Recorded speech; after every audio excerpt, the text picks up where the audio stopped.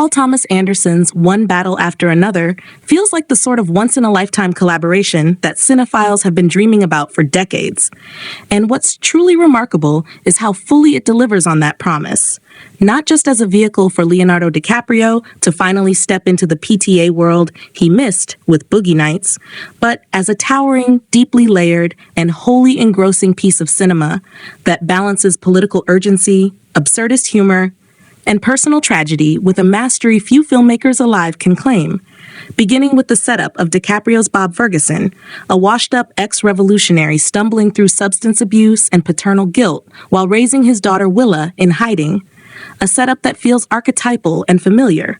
But Anderson recharges it with verve. His rapid-fire pacing in the first act, allowing us to absorb the chaotic history of the French 75, the radical group Bob once called home. Led by Teyana Taylor's Perfidia, Beverly Hills, who storms the screen in the opening act like a hurricane of sensuality, danger, and conviction. A femme fatale who isn't simply eye candy, but the emotional detonator that sets off so much of what follows. Her early rallying cry, "Free borders, free choices, free from fear." Not only encapsulating the group's mission, but setting the political stakes that the film continues to circle back to in pointed, timely ways.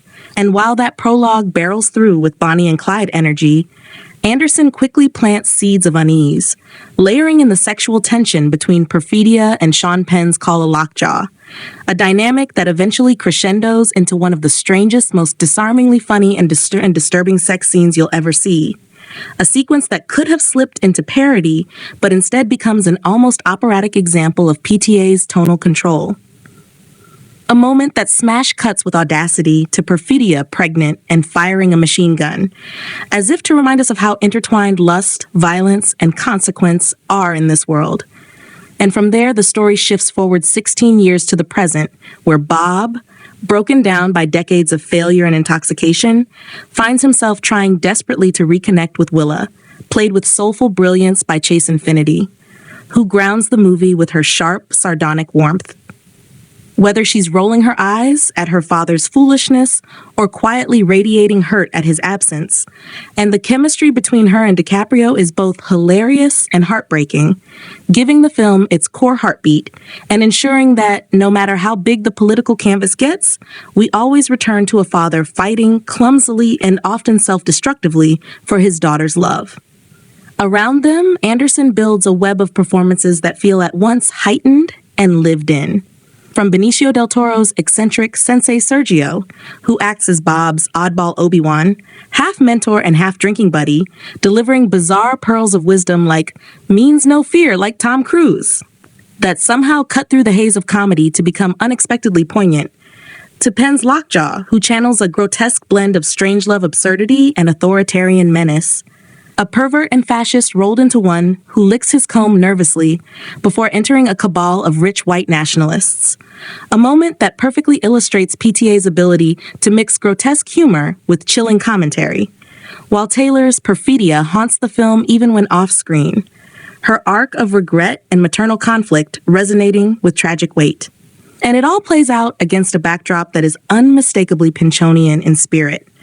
Though Anderson has retooled Vineland's framework into something sharper and more accessible, discarding much of the Reagan-era drug war specifics in favor of a commentary on immigration, purity politics, and America's current slide into authoritarian nostalgia, yet still keeping enough absurdist touches. The Sisters of the Brave Beaver Nuns, the Christmas Adventurers Club with its ridiculous Hail St. Nick salute, the concept of semen demons, to remind us that political horror often hides behind ridiculous veneers. And what's staggering is how Anderson manages to juggle all of this with formal precision. His editing rhythms recalling Magnolia's layered storytelling as scenes juxtapose Bob's fumbling parental attempts with Lockjaw's rise into fascist circles, creating echoes and contrasts that expand the thematic weight without ever feeling forced. While on the production side, the scale is jaw-dropping. The car chases alone, earning their $100 million plus budget, with a bravura use of hilly terrain that builds suspense like a Hitchcock set piece, oscillating the vehicles in and out of sight in a way that's both thrilling in the moment and thematically resonant with Willa's oscillating relationship to her father. And yet Anderson never lets the spectacle overwhelm the humanity, because for every needle drop scored shootout or stylishly staged bank robbery, there's a quiet scene of Bob being unable to remember a resistance password and losing his temper in a way that's equal parts funny and sad, a reminder of his fragility beneath the revolutionary myth. And DiCaprio embodies this contradiction with astonishing range, giving us a man who is equal parts Jordan Belfort's manic excess, Ernest Burkhart's dim gullibility, and yet something softer and more pathetic too. A man defined by his love for his daughter, even as he continuously sabotages it. And if PTA is known for extracting some of the best work out of actors, this film feels like a crowning jewel, not just for DiCaprio, but for the entire ensemble, all woven into a narrative that is at once sprawling, politically sharp, emotionally raw, and frequently laugh-out-loud funny, culminating in a finale that is both cathartic and devastating, with layers of irony and tenderness colliding in a way only Anderson can orchestrate. So when critics call this a masterpiece, it's not hyperbole. It's a recognition that this is Anderson operating at the peak of his abilities, combining the frenetic energy of Boogie Nights, the emotional sprawl of Magnolia, the thematic weight of There Will Be Blood, and the absurdist humor of Inherent Vice into a single staggering vision that manages to be both a blistering political satire and a tender father-daughter drama. An epic that is messy in places, but only because it dares to juggle so much. And what pushes it from a 9 to a 10 is not just its craft or scope, but the accumulation of tiny details.